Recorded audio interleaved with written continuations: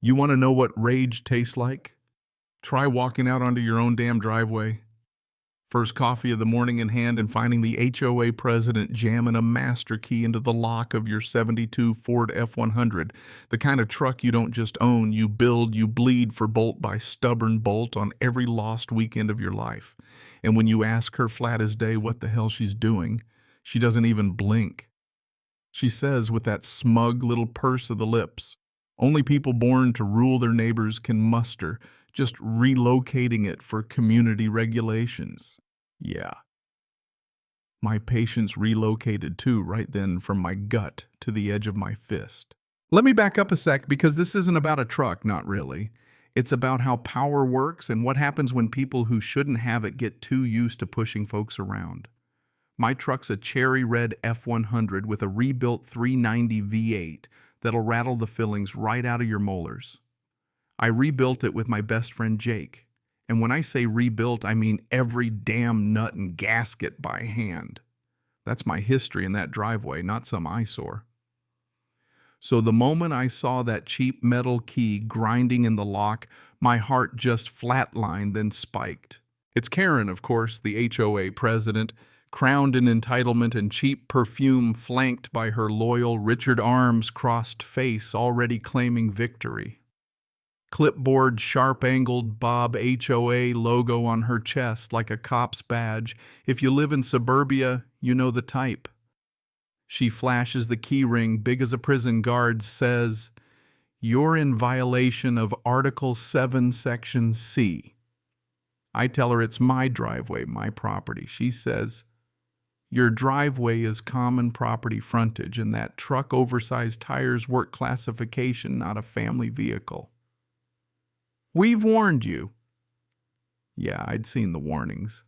I used them to start my barbecue. Richard pipes up, unapproved vehicles can be towed. Karen saving you the impound fee. Now the impound is just the gravel lot behind the community pool where dreams go to die and my blood starts to boil. She's trying to unlock my truck with a master key, says it's for emergencies. I tell her, trying to steal my truck ain't an emergency. My hands are fists now, knuckles white. But I know this dance. I was military police a decade, and I know how bullies work. They push, push, push until you snap. Then they play victim. So I don't yell. I tell her that key won't work. It's a custom lock. Jake and I installed it. And wouldn't you know it, her key bends with a sad, dull snap. She loses her cool, slams her clipboard against my fender, leaves a scratch in the paint Jake and I sweated over. Something inside me snaps too, but training holds me back. Karen's already dialing her phone. 911, I need help. He's threatening me. Large man, I'm just doing my job. Please hurry. Her voice is syrupy panic. Richard echoes, her eyes wide. What she doesn't know. My security camera's catching every word, every move, audio and all. Sirens in minutes. 2 cops, 1 young, 1 old. Karen runs to them, waterworks on full blast. He threatened me.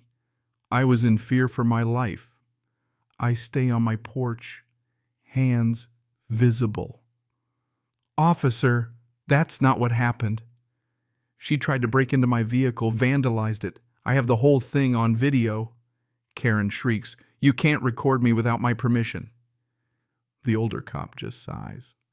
"Ma'am, there's no expectation of privacy in public. Sir, let's see the footage." He watches it twice. Her face as it plays is worth every fine I've ever paid.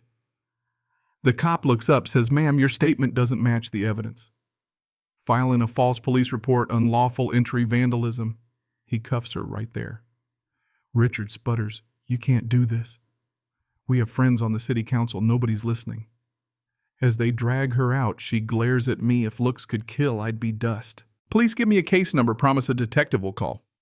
Richard glares, slinks back home. But it's not over. There's an HOA notice under my wiper. Another violation, another fine.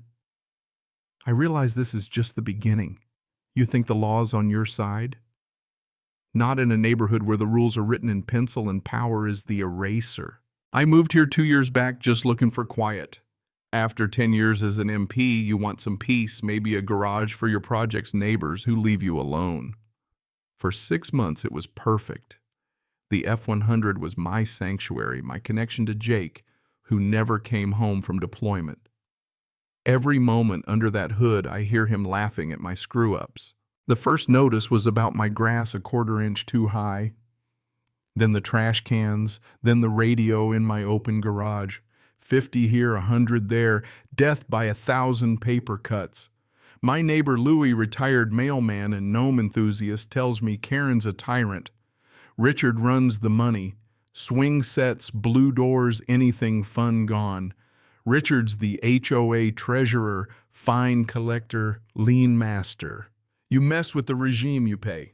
My run-in over the truck was just the first battle. They started stacking fines, each more ridiculous. When I pushed back, sent in the legal definitions they sent back. The committee's decision is final. Logic doesn't matter when the game's rigged. Richard watched my truck like it was his. When Karen tried to break in, it all clicked. They wanted me gone, the truck gone, anything that didn't fit their beige plastic world. So they escalated after Karen's arrest the next day, a $1,000 fine for creating a hostile environment post-dated for before the incident. Flood of envelopes after that, unruly hedges, cracks in the driveway, phantom oil stains. Louis gets fined for excessive lawn ornamentation. $20 a gnome, 53 gnomes. That's $1,000 just for joy.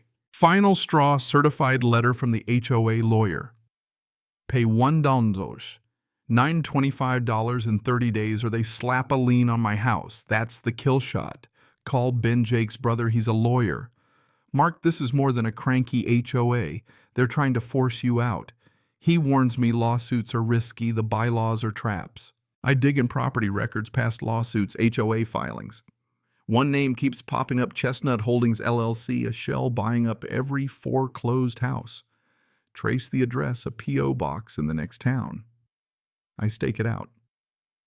4 hours and Richard shows up, pulls the mail. That's the link. But I need proof. That night my truck's tire is slashed. Security cam catches a hooded figure, gold watch flashing. Richard. They crossed the line, now it's criminal. I need the final piece, their bank records. How do you get inside the enemy's castle? You make them invite you. I invent a fake renovation, metallic purple paint, giant chrome, eagle blue AstroTurf. HOA bylaws require an in-person consultation. They can't resist. Meanwhile, Louis, with a tape measure and a gnome-to-grass ratio complaint, distracts Karen at her door. While she's busy, my buddy S, an old MP pal, slips in and clones Richard's hard drive. Inside the files, money funneled from HOA fines straight into Chestnut Holdings, then out to buy up violators' homes. But the real twist, emails between Richard and the city councilman Arthur Vance. The city's building a new highway ramp, property values are about to skyrocket. Vance tips them off, gets a cut of every house. The whole thing's a racket top to bottom. Now I've got leverage, 2 choices, go public, burn them all, risk everything or use it to cut a deal. Ben says it's my call, but can I live with letting them walk? I think of all the families they bled dry. I go out to the garage, touch the F-100, remember Jake? He wouldn't have folded. I won't either. I set the final trap, a fake for sale sign on my truck, $10K price to bait Richard's greed. He bites, calls to buy it. I rent an office, wire it with hidden cameras. Richard and Karen show up, cash in hand. I show my cards, proof of the scam demand. They confess, pay back every family, dissolve the company. Richard panics, calls Vance. He shows up, all plastic smile. But under pressure, Richard cracks, admits everything. Then, with a sick grin, confesses the sabotage, the slashed tire, the planned brake accident. Attempted murder on tape. All hell breaks loose. Richard lunges, Karen stabs at me with a letter opener. Vance tries to run. Louis trips Vance with a ceramic gnome, the most heroic move in HOA history. My buddy S appears, calms Karen. Cops storm in, guns drawn. Evidence everywhere, cash confession, the whole lot. End result. Richard gets 15 years, Karen 5. Vance, 7. Every family gets paid back. HOA dissolved. Louis president by accident, his only rule, Leave each other alone. I fix the truck's scratch myself. Jake would have howled with laughter. I find peace not because the rules changed, but because I refuse to fold. Sometimes justice isn't quiet. Sometimes it roars like a V8. So tell me, if it was your home, your history, your line in the sand, would you have done the same? Was I right, or just another neighbor who pushed back too hard? Drop your take below.